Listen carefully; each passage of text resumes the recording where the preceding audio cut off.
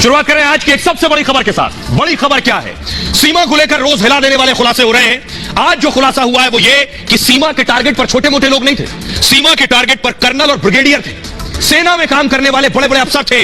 सीमा को पहचानना मुश्किल हो रहा है। कौन है सीमा? सीमा जासूस है, सीमा एसआई की एजेंट है, सीमा को किसने भेजा?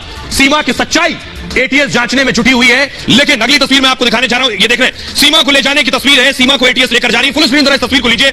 सीमा के बच्चे और सीमा के ससुर नेत्रपाल को आप देख रहे हैं। एटीएस की टीम सीमा से 3 दिन से पूछताछ कर रही है और सीमा से 3 दिन की पूछताछ में अब तक क्या कुछ खुलासा हुआ है ये मैं आपको बताऊं। सीमा ने जो चौंकाने वाला खुलासा किया है वो ये कि सीमा के सामने एटीएस ने पूछा कि आखिर सेना के अफसरों को दोस्त क्यों बना रही थी, सेना के अफसरों से दोस्ती करने के पीछे क्या मकसद था।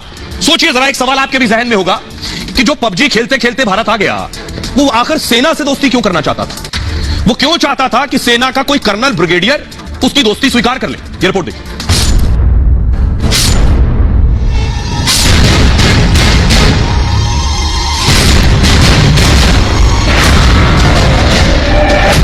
एटीएस ने जाल बिछाया तो धीरे धीरे पाकिस्तानी सीमा के सारे सच सामने आने लगे। हिंदू बनने की कहानी और सचिन की प्रेम दीवानी जैसे उसके सारे दावे झूठे नजर आने लगे।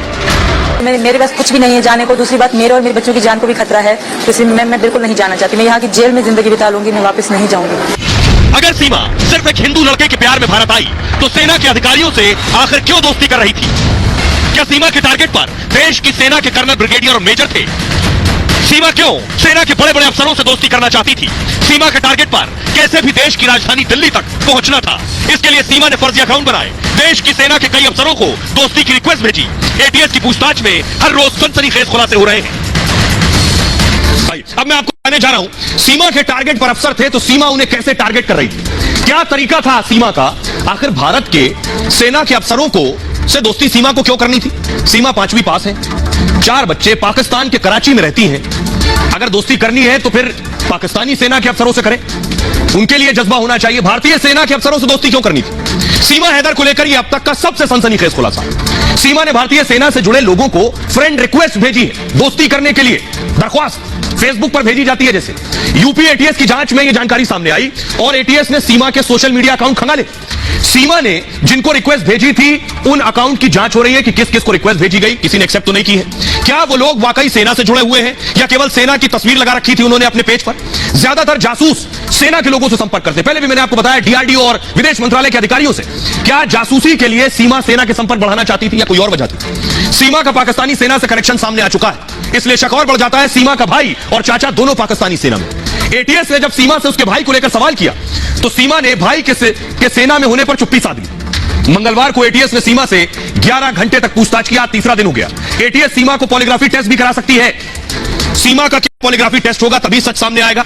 लेकिन सवाल यह है कि सेना से सीमा क्यों संपर्क बढ़ा रही थी? सुनिए जरा, रिटायर्ड कर्नल शैलेंद्र सिंह बता रहे हैं कि सेना के कर्नल, ब्रिगेडियर को फ्रेंड रिक्वेस्ट भेजने के पीछे क्या वजह हो सकती है। सीमा हैदर केस में कहीं कुछ गड़बड़, क्योंकि जिस तरीके से वो आई है, जिस तरीके से उसका कंडक्ट रहा है, जिस तरीके से उसके डॉक्यूमेंट्स को अब एटीएस यूपी की जो है वो चेक कर रही है, उसकी प्रोफाइल्स को चेक कर रही है, उसके इंस्टाग्राम अकाउंट्स को चेक कर रही है, तो हर जगह कोई ना कोई वेरिएशन पाई जा रही है। साथ ही साथ जिस तरीके से उसने शुरुआत करी थी कि उसका भाई आर्मी में है लेकिन लोअर रैंक पर है, और अब उसकी जो चुप्पी है वो भी अपने आप में एक खबर बनती चली जा रही है। मुझे लगता है इसके ऊपर हमें कंसर्न होना चाहिए और उसमें देखा जाए कि यस, उसकी सच्चाई क्या है, क्योंकि हमारा देश सच्चाई की इज्जत करता है, ईमानदारी की इज्जत करता है, ह्यूमैनिटेरियन होने की इज्जत करता है। प्यार हमारे यहाँ अपने आप में बहुमूल्य है, लेकिन मेरे देश से ज्यादा नहीं। शैलेंद्र सिंह कह रहे हैं देश से ज्यादा इंपॉर्टेंट कुछ भी नहीं। जब बात देश की होगी तो कोई दूसरी बात नहीं हो सकती। सीमा पर सवाल उठ रहे हैं, एक और सवाल उठ रहा है। मैंने आपको बताया सीमा फेसबुक रिक्वेस्ट भेज रही थी सेना के अफसरों को, यह सच है। सीमा के 1-2 नहीं, देखिए जरा फेसबुक आईडी, सीमा हैदर, सीमा हैदर, सीमा हैदर, सीमा हैदर मीना, सीमा हैदर पाकिस्तानी, सीमा हैदर, सीमा हैदर, सीमा हैदर। दर्जनों सीमा हैदर के नाम से फेसबुक आईडी है, फुल स्क्रीन लीजिए, और सब में हर आईडी में देखिए सीमा की तस्वीर लगी है। हर आईडी में सीमा की तस्वीर है, एक ही चेहरा है। किसी में सीमा सचिन है, किसी में सीमा अकेली है, किसी में सीमा सचिन के साथ है, सब एक नाम से आईडीज है। ये सारी सीमा की आईडी है या ये सब फर्जी फेक आईडीज है? सीमा से सवाल पूछा गया, उनकी आईडी से जुड़ा। देखिए सारी आईडीज मैं आपको फेसबुक की दिखाने जा रहा हूं, 1-2 नहीं है। देखिए 35 आईडी है सीमा की फेसबुक अकाउंट पर, 35 आईडी है। क्या ये सब सीमा की है? हर आईडी की प्रोफाइल में सीमा की फोटो लगी है, सभी आईडी में सीमा का वीडियो डाले गए हैं। सवाल उठ रहा है कि सीमा ने इतनी आईडी क्यों बनाई? क्या लोगों से जुड़ने के लिए सीमा ने ऐसा किया? क्या जांच एजेंसी को कंफ्यूज करने की कोशिश थी? सीमा हैदर का इंस्टाग्राम पर भी अकाउंट है। इंस्टाग्राम पर सीमा ने 9 बार अपना नाम बदल दिया, 9 बार। कोई भला क्यों 9 बार नाम बदलेगा? सीमा हैदर सचिन समेत 16 लोगों को फॉलो करती थी। सीमा भारत की खबर पर पैनी नजर रखती थी, 5वीं पढ़ी खबर पर इतनी पैनी नजर कि भारत की न्यूज एजेंसी एएनआई को भी फॉलो करती थी। बागेश्वर धाम महादेव से जुड़े अकाउंट को भी फॉलो कर रही थी सीमा। सचिन ने भी इंस्टाग्राम पर अकाउंट बना रखा था, लेकिन आईडी में अपनी कोई तस्वीर नहीं लगाई। सचिन ने फेसबुक और इंस्टाग्राम पर वो प्राइवेट कर रखा था। सोशल मीडिया यूजर भी सीमा पर सवाल उठा रहे हैं। ज्यादातर लोग सीमा के आने को जासूसी से जोड़ रहे हैं। पूरे मामले की सख्ती से जांच की मांग हो रही है कि जांच की जानी चाहिए पूरे मामले की। सुनिए जरा, एक्स डीजीपी विक्रम सिंह साहब से एक सवाल है। सीमा का पासपोर्ट फर्जी, सीमा का आधार फर्जी, सीमा का आईडी कार्ड पहचान पत्र फर्जी और ये फेसबुक अकाउंट फर्जी, सब फर्जी है। उसके बाद भी वो आदमी सच्चा कैसे हो सकता है? एक्स डीजीपी विक्रम सिंह साहब क्या कह रहे हैं? सीमा लाख कोशिश कर ले, एटीएस पूरी तरीके से एक प्रशिक्षित और टेक्नो सेवी फोर्स है और इस प्रकार के लोगों, आईएसआई एजेंटों और राष्ट्र विरोधी तत्वों से पूछताछ करना उसके लिए बाएं हाथ का काम है। उसके अधिकारी पूरी तरीके से प्रशिक्षित हैं, न केवल भारत में बल्कि विदेशों में। सर्वोच्च सुरक्षा एजेंसियों से उनका संपर्क है और सामान्य प्रशिक्षण में सब एक साथ प्रशिक्षण भी लेते हैं। तो सीमा के अगर किसी तरह का कोई पोल है या कहानी में कोई कमी है, वो एटीएस अधिकारियों के सामने जल्द से जल्द आ जाएगा। कोई इस गलतफहमी में न रहे कि सीमा एटीएस अधिकारियों को मूर्ख बना सकती है। विक्रम सिंह साहब कह रहे थे एटीएस के सवालों के जवाब देने होंगे। एटीएस देश की बड़ी एजेंसी है जो बड़े बड़े आतंकियों को पकड़ती है, फिर सीमा क्या है? लेकिन एक सवाल है, जो मैंने शुरू में कहा कि सब कुछ फर्जी है, आधार फर्जी है, पासपोर्ट फर्जी है, तो सवाल क्यों ना पूछा जाए, हिंदुस्तान का कोई नागरिक हो जिसके पास फर्जी निकला है, उसको क्या सजा मिलती है बताइए? जेल। पासपोर्ट फर्जी तो जेल, आधार फर्जी तो जेल, यहां सीमा का सब फर्जी। देखिए, सिर्फ प्यार के नाम पर सीमा को हर मामले में बरी नहीं किया जा सकता। पाकिस्तानी पासपोर्ट, सीमा हैदर के पास से 2 पाकिस्तानी पासपोर्ट मिले, दोनों पासपोर्ट सीमा हैदर के नाम से ही थे। पहले पासपोर्ट का नंबर है HZ000421, इसमें सीमा की जन्मतिथि लिखी है 1/1/2002। दूसरे पासपोर्ट का नंबर है HZ00044422, पासपोर्ट पाकिस्तान के खैरपुर के पते से बनवाए गए। एक व्यक्ति का एक ही पासपोर्ट होता है, सीमा हैदर ने 2 पासपोर्ट क्यों और कैसे बनवा लिया? और इंपॉर्टेंट बात, इन दोनों पासपोर्ट में सीमा के नाम अलग अलग है। जांच एजेंसियां इसकी भी जांच कर रही। अब आधार की बात करिए, सीमा के पास से 3 आधार कार्ड भी मिले हैं। एक आधार सीमा का और 2 बच्चों के नाम से। जांच में पाया गया कि एजेंट के जरिए सीमा ने आधार कार्ड बनवा लिए थे। बाकायदा उसमें छेड़छाड़, एडिटिंग करके गलत तरीके से आधार बनवाया गया। सचिन ने किसी एजेंट की मदद से ये आधार कार्ड बनवाए थे। उत्तर प्रदेश पुलिस इसको लेकर भी जांच कर रही है। सचिन की मदद करने वाले की तलाश हो रही है। कौन है जो फर्जी आधार बनवा कर दे रहा था सचिन को? सीमा पर सरकारी दस्तावेज से छेड़छाड़ का केस भी हो सकता है। इस मामले में 7 साल तक की सजा है। सब कुछ फर्जी है। अब एक सवाल जो सबके जहन में आ रहा है, सीमा क्या करना चाहती थी? सीमा क्या करना चाहती थी मैं इसलिए बता रहा हूं। एक तस्वीर ये देखिए आप जरा, ये जो तस्वीर है ये सीमा के कराची वाले घर की है। सीमा अच्छा भला कराची में रहती थी, लेकिन अचानक क्या हुआ, सीमा को कराची से निकलकर कहां जाना था? सीमा को कराची से निकलकर सिर्फ एक देश और उस एक देश के एक शहर में पहुंचना था। साम दाम दंड भेद कैसे भी करके पहुंचना था। देखिए जरा, ये ग्लोब आपके सामने आ गया। सीमा को पाकिस्तान के कराची से पहुंचना था हिंदुस्तान के राजधानी दिल्ली।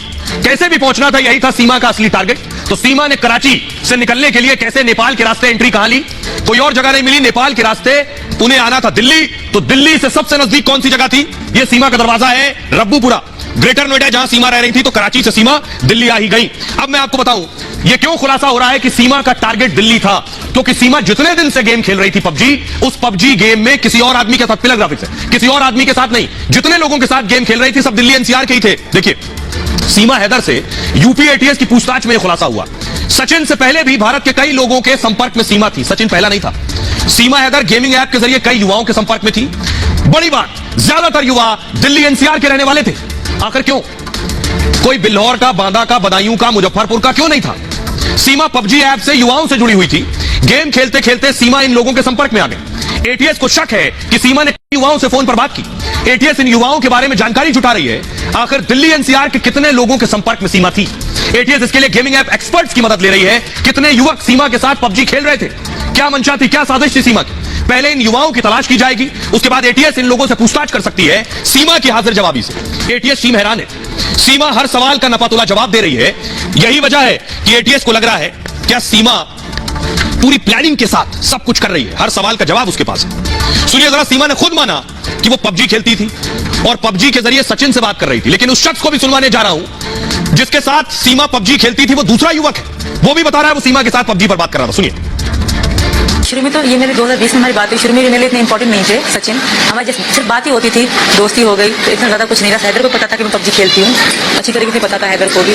जब इनसे मुझे प्यार होने लगा तो मुझे हैदर से डर लगने लगा, अगर उनको पता पड़ जाएगी तो अपने बाप बुलाएगा, मुझे मतलब अलग सी मतलब सजा मिल जाएगी, तो बहुत डर भी था मुझे। मैं समझी डर नहीं था, तो इसलिए मैं कभी हैदर को बताती ही नहीं थी, क्योंकि मैं ज़्यादा बिजी रहती थी। हमारी लड़ाई इसी कारण, अगर मैं कहीं चली जाती या मेरी दोस्त आती तो इस बात पर भी हमारी लड़ाई होती थी।